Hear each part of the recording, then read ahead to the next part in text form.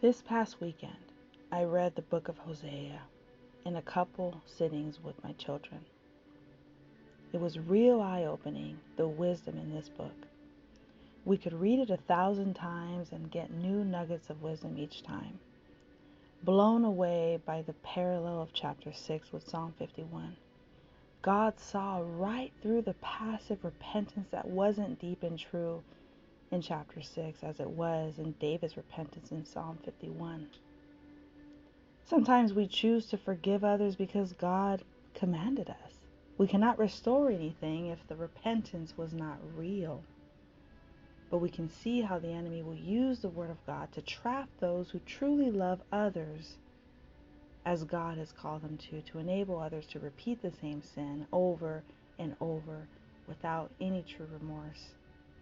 We know that if you sow to the Spirit, you will reap good fruit, and we know what those fruits are.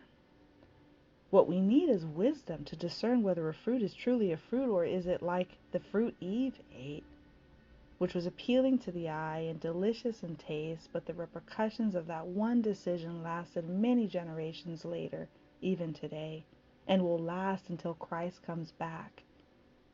We can see how the enemy will also attempt to mock you for sowing and not reaping.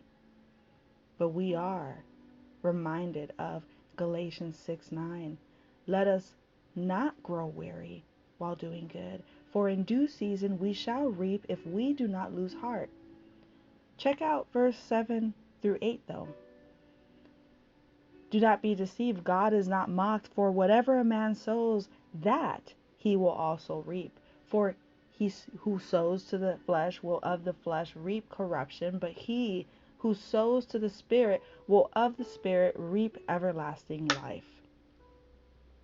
The harlot may come home and treat her forgiving husband with love and care, but in due season we shall see the heart of the woman manifest to what it was in the beginning, dead.